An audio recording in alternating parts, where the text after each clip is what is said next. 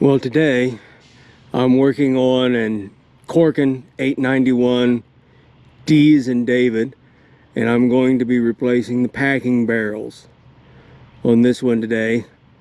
Later on, I'm also going to replace the piston rings and the retainers, and then new intake and discharge valves as well. Before I get going too far, I just want to show you what I do for lockout tagout. The circuit breaker is locked out inside the building. This valve is tagged, locked. My other overhead valve is tagged and locked. And my stop button is disabled. Earlier, in one of my earlier videos, I mentioned a company called NB Transit.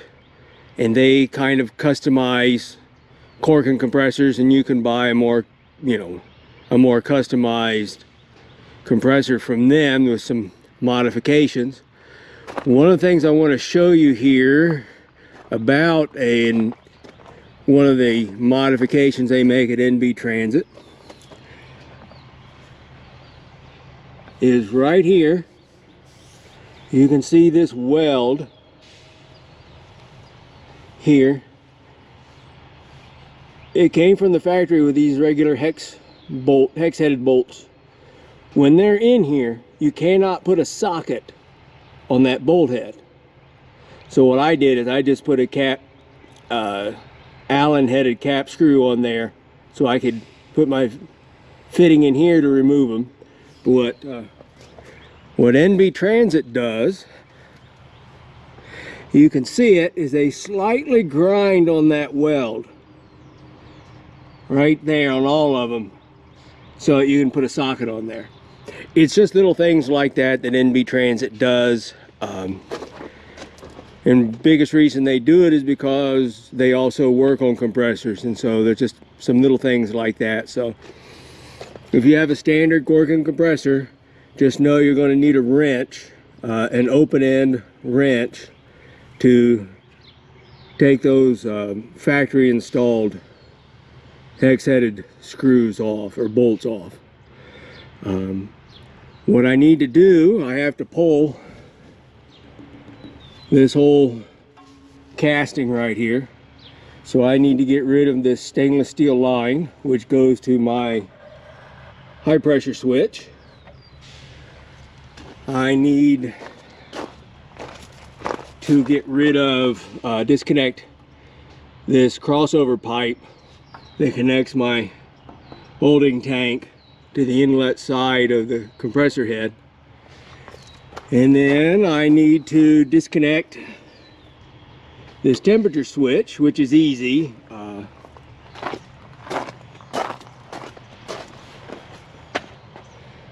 All you have to do on this one is just back off this bolt.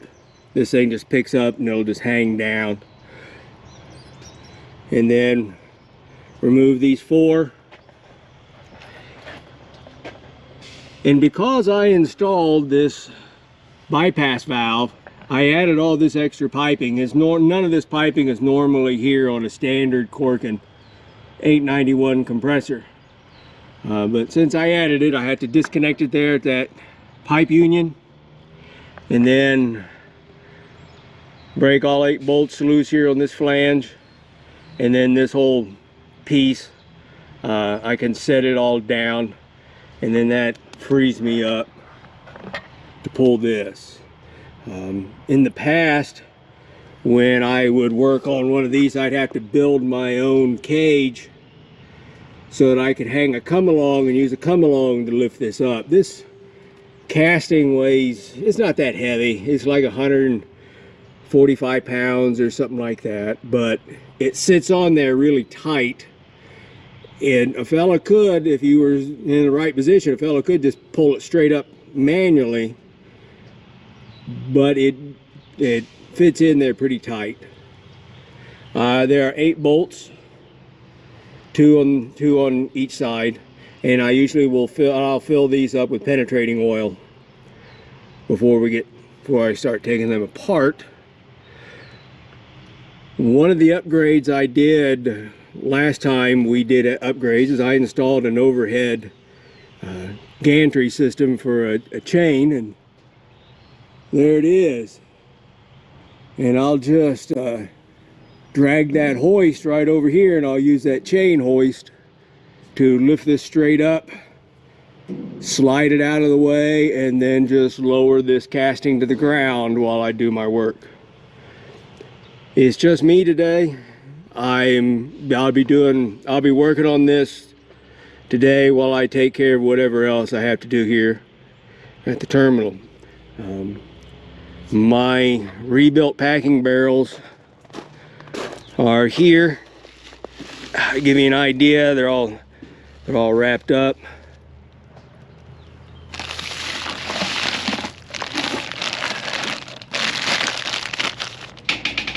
They weigh about 20 pounds or so each, and I'll get into a little bit more detail when we actually get down to it. But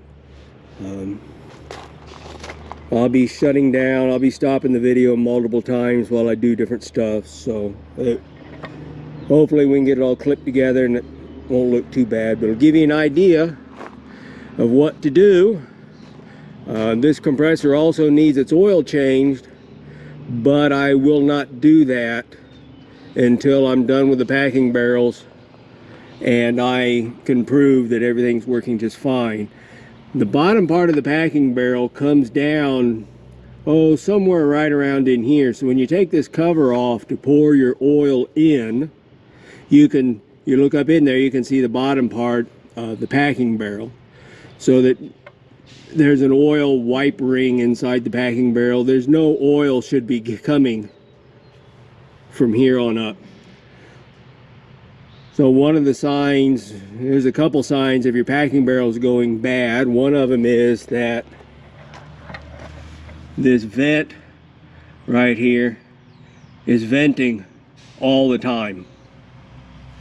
And when this thing's venting all the time, that means your packing barrel has gone bad. And another is if you are getting oil in your piping. If you're getting oil in your discharge line, if you're getting oil anywhere up in here, that means it's not sealing. Things that have to go pretty bad to get that, but just something to keep in mind. And I'll try to remember to show you some of the machined channels that are on the inside of this cylinder head. In the Oring manual, they reference installing some valves, some drain valves in here, in part because this compressor can handle multiple different commodities that have different characteristics. But one thing about it is because I have this in here, I have everything shut off. As far as my gauges show, I have no pressure. The gauges don't register any pressure inside this compressor. But to make sure it's drained, to make sure it's completely safe to work on, it's nice having one of these valves in here. You can just open up and just let it vent. Also, if you suspect while your compressor is running, if you suspect that you are getting propane liquid up inside here, you can open up, if you have a valve like this, you can open it up, and if there is propane liquid, it'll start coming out and you'll know it, and you can know to immediately shut down and troubleshoot your problem. I think that's all we're going to touch about at this point. Alright, here's what we have so far. I have this crossover piece coming out from the discharge side going to the four-way valve. This gasket is just a spiral wound steel gasket. It's the same as what goes up on top of this holding tank. And cut that out. The O-ring here is the same O-ring that goes on the this cover plate right here. for the valves. So eventually what I'll do a little bit later is I'll double nut this side, take this off, pull all the studs, clean them all up. If any of them I think are iffy, I'll just put new ones on. But that way I can drop the studs down so that when you're putting this back in, you have more forgiveness on this end. Because of that spiral wound gasket, there's more forgiveness. And because we have just a flat O-ring seal here, we need to make sure that it goes on square and flush. So we'll get, when you put it all back together, you can get this top part here all just finger tight, and then you work on getting this one flat and square. When it's flat and square, you can snug it up tight and then finish off on the top end. And like I said, do the same thing. I'll take these studs out because eventually I want to come and drop my studs in that way. Plus, I always clean the threads up. I hate putting nuts back onto fittings like this unless all the threads are cleaned up. So I had to take this section out in one big piece. It was kind of difficult by myself. I may decide, I may come up with a better way to take some of this apart before I put it back in, but anyway, I'll update after I get a little farther. All right, a little bit of an update of where we're at. I've got both of my pistons are out. I've got this adapter plate over here. This adapter plate originally came from a compressor I got from NB Transit. Not exactly sure why they sent me that, but I'm kind of glad they did. It's pretty handy. You can see down in there, you can see the top of the packing. Well, maybe you can. It's a little dark down there. But I think this is the packing barrel that's giving me trouble. But let's see how this camera sets up here. If I do anything stupid, knock it off. But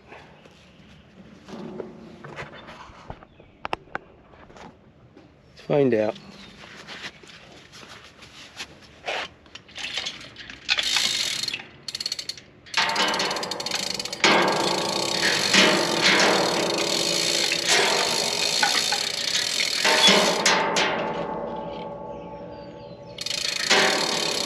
That's strange. I have never had a packing barrel come off. They've always stayed in.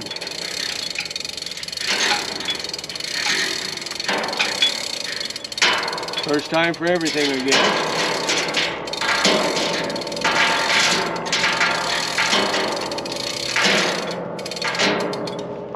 Now let's get this thing out of my way so I don't have a problem.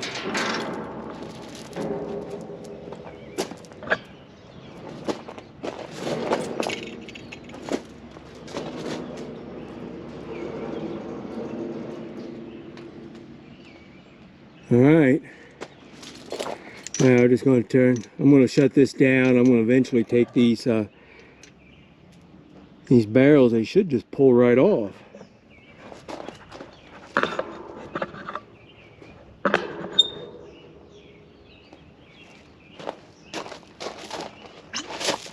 There we are.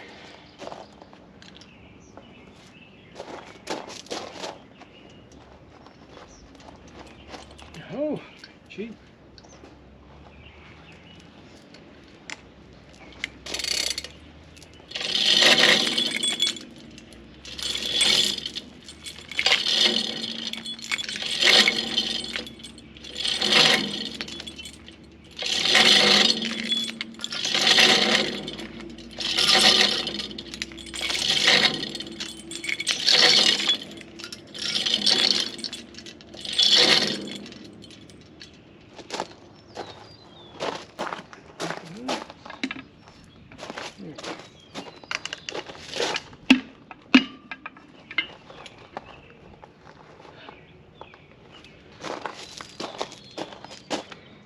All right.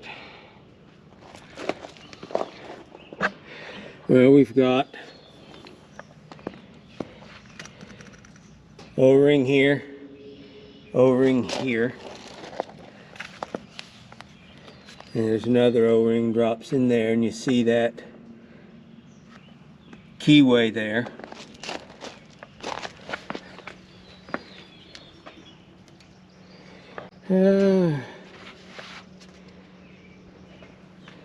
And I give you a view inside the compressor itself. Of course, all this will get cleaned up, so I have a nice surface. There is a cone Corken makes that you will slide over here, over these, as you slide the new packing barrels down. So when this goes back together, packing barrels will be dropped in before I lower this down. So, all right, I'm going to stop here. All right, I've got the old and the new packing barrels kind of set up and staged. Yeah, look at that one. That's one of the old packing barrels. That got damaged. But one thing I wanted to show you here is that one of these has a pin and the other's got that. They're both set up. You can put a pin in either one, but you only need one, so when you set them in, they'll lock in like that, and that'll keep the barrels from wanting to twist around and spin. Here's what my new ones look like. Well, they're not new, they're rebuilt. I've got a Corken manual here. I just printed it out, and then I put it all in protective sleeves and put it in the 3-ring binder. But got my bottom O-ring. Number 10 is 2-231. This one is not shown in an older Corken manual. I forget which publication it is, but one of the older ones, they show it, but they don't give you a part number for it. They do in this updated one. So it's 11, so it's 2-238, and then number 3 is 2-246. And just as a reminder, these O-ring numbers are Parker Hannafin numbers, so you can order, and these are all Buna material for my setup. So you could order them, and you can order them in larger quantities, so you don't have to order them just like 2 at a time. That gets really expensive. And then the inside of your packing barrel depends entirely on your setup, and your setup is determined by your model number. So you come over here, get your model number, and then I'm going over here to the letter J for mine, and then I go to specification J, and there's all your parts. These come in a kit, so you just get an upper segmented packing set. Then these come in a set for the lower V-ring, and then you got to order these individual ones. And I despise putting this together. I hate it. I hate it. This is the most complicated part of the machine for me, and if I'm going to screw up, it's probably going to be putting this together. That's why I've asked Corken multiple times to offer a kit to where these things will get pre-built in the factory, so that I could just order what I want, and then they would send it, and they would have it all put together and put it in the right way, because you get these things upside down, because you can see they're all shaped, and you get them upside down, you get them in the wrong sequence, and they're just going to leak. And you can't stop them from leaking. So everything inside here is really tight. It's all held in place with a big spring down on this end holding it in place, and you got this snap ring keeper. There is one moving part. You can kind of hear it in there. It is an oil ring. Where's that at? Number 10. Number 10 right there. It's called an oil deflector ring. That's the only thing that moves up and down. So now to go and put the packing barrels on. As you can see, I've got this all cleaned up. I stuffed a rag down inside here to make sure that no debris got down inside there. You can see this tap right here. I don't know if you can see it or not, but there's a little hole there, and so it's just drilled straight through, and there's another one down here. So if you need to access this part of it and put a drain down or whatever you want, that's where it would go. Yeah, I got this all cleaned up. I cleaned all these up. I just used a very mild degreaser. It's actually what I use for these tub of towels, hand cleaning towels. And I just cleaned all of it up to make sure there's no heavy residue of any kind, make sure it was all smooth. And then I took a clean rag, wiped it all down, cleaned this up. But when it comes time to putting the packing barrels down, used to, when you would order from Corken, you would order this cap. Stainless steel version is all I was ever able to get. And then it just drops down on there, and it's machined really well. Because if you try to put the packing barrel on there, even though this has got a really good taper, you are going to hit and damage one of your seals. And all you got to do is just slightly damage one seal and it's going to leak. And now Corken makes this plastic one. Pretty simple, pretty neat. And it does the same thing. It just sits right down on there. And then when we go to drop them down, you take some light machine oil and you coat all of this with light machine oil. Each packing barrel weighs around 20 pounds, roughly. And so the only thing you've got to do is when you hold it up, is make sure that oil deflection ring drops. And then you'll just slowly lower it down. And you saw that one of them's got a pin, and one of them's got the machined in for the female slot. You drop the one with the pin first. And in the manual, it shows that they show the pin being on this side. It really can't make any difference whether the pin's on this packing barrel or that packing barrel. It'll serve the same function. But whichever one you drop it down, you drop the one with the pin, the roll pin sticking out first and kind of centered up. And then of course, you know, everything stays with a light, some light machine oil, so you can give things just a little bit of a twist that you need to. Of course, you know, we always put some light machine oil on everything. But yeah, that's one of the rebuilt ones. So hope it all goes together well, and I hope I don't screw anything up and make it leak or make it worse than it was. It'd be, you know, I'm probably the only person I know that could work on something and make it worse when it's done than when I start. So but I try to get everything laid out, try to get everything staged so that it'll all go together pretty well. So I'll stop here for now.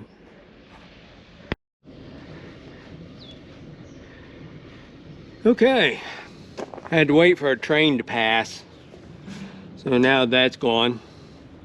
I've oiled up the O-rings on the packing barrels, so we're going to do this one and just some real light machine oil.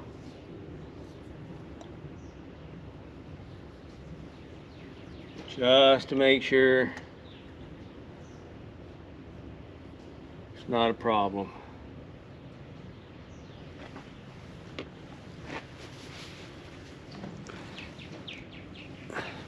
So here's the new barrel.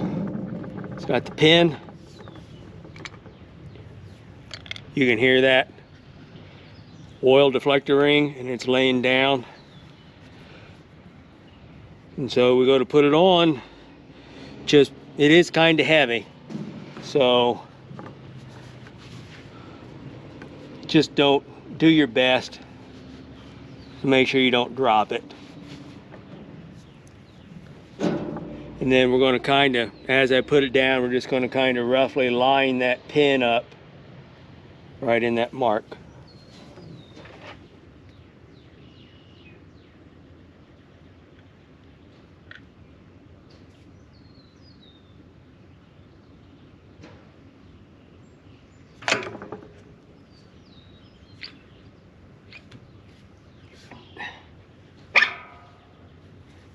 You see, you heard that and you saw that it has some tight spots there.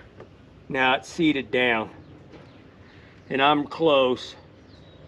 If I have to, I can bump this around and get that pin to line up a little bit better. So when I was at the corking factory, oh gosh, I don't know, 8 years ago, 7 years ago,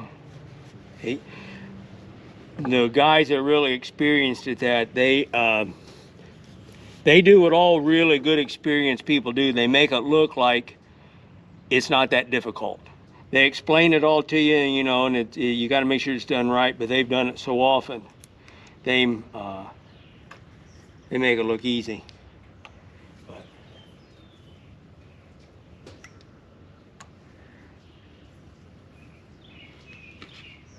Now what I'm going to do is I want this up higher.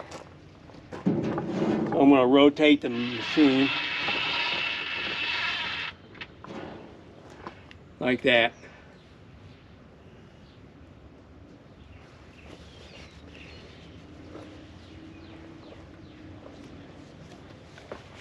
Same thing, I want to make sure that oil deflection ring is laying down.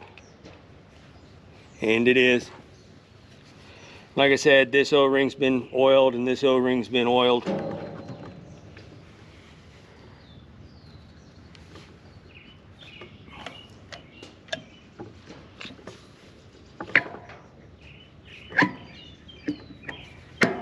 There we go. Dropped and set. And then you can see that pin getting inside there. So that's pretty much that's what's holding these packing barrels in their proper position and try to keep them from spinning around. I think I'm going to pause it here, and then I've got pieces to clean up. I've got all the bolts out of here, all the threaded studs out of here, so I'm going to clean them up. I'm working on getting these threaded studs out over here, get them all cleaned up. I went ahead, polished all this up, cleaned all that up. There's not a lot to see in there. The actual machining part inside here is inside the casting, so I was mistaken when I said I could hopefully show you that, because I can't. But there it is, pretty much just about ready to go back together. So I'll shut down now and pick up later.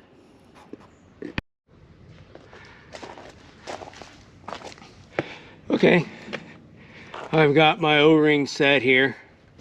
The one thing I've got left to do is I'm gonna put some oil down around here. Just help everything slide in.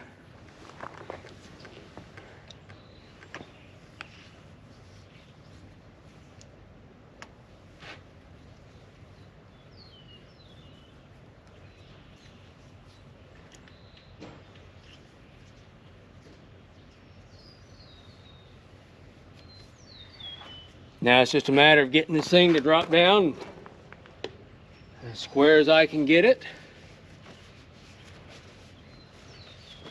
And we should be fine. I should be ready to put my 8 bolts back up in here. I don't see anything else that I'm missing. I don't see anything else I've got yet to do. I'll try to keep this head square as I drop it.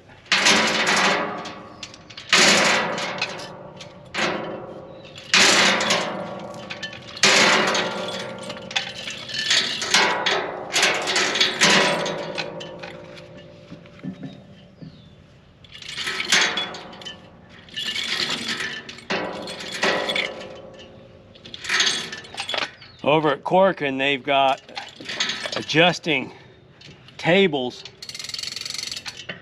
and electric winches, so they can do a really good job keeping everything square and straight.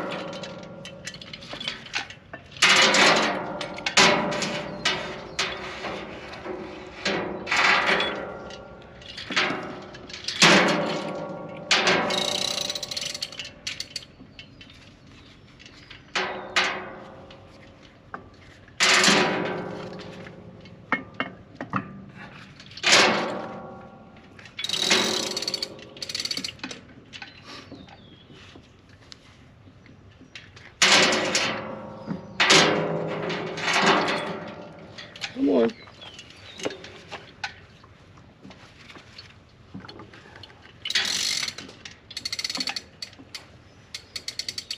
Not sure what I'm doing wrong here.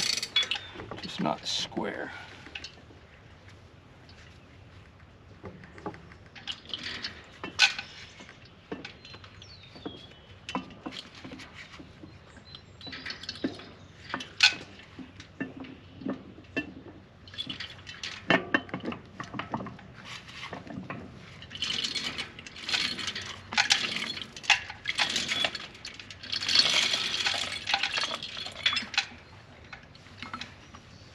I just had to get a better angle, better position.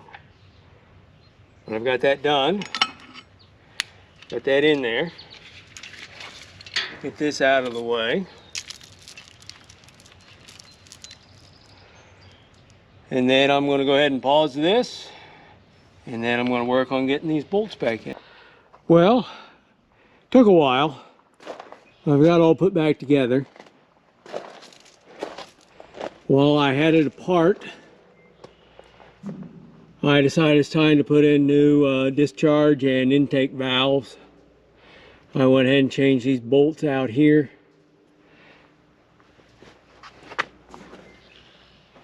I put in new studs and nuts up on the top of that.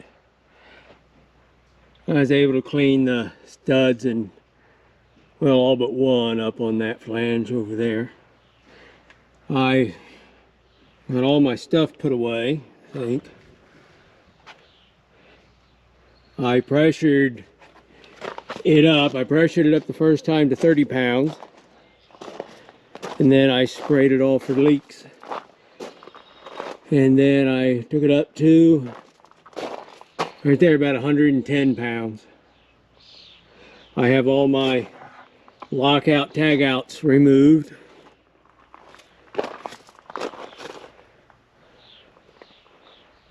I did have to get help to reattach this section of piping.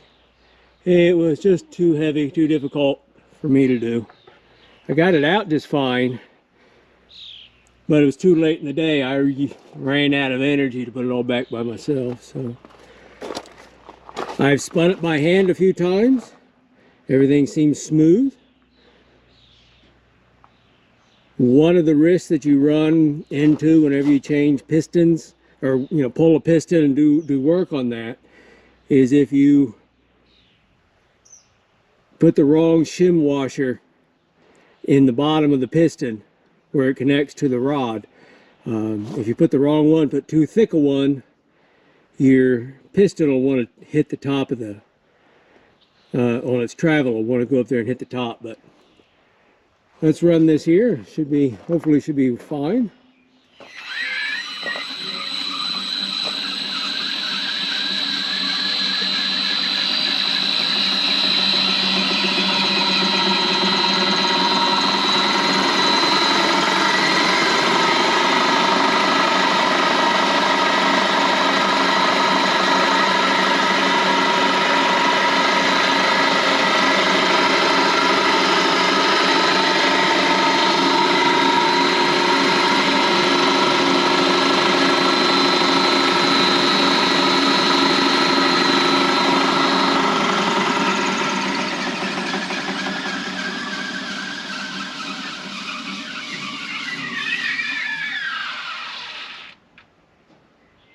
Well, I must have done something right. It's better than it was before.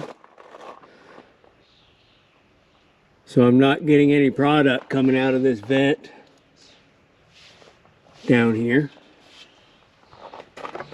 One thing I do whenever I use a pipe union like this is I anti-seize all of it. I put a coat of anti-seize on both faces and on this where that shoulder part back here and on the threads, so that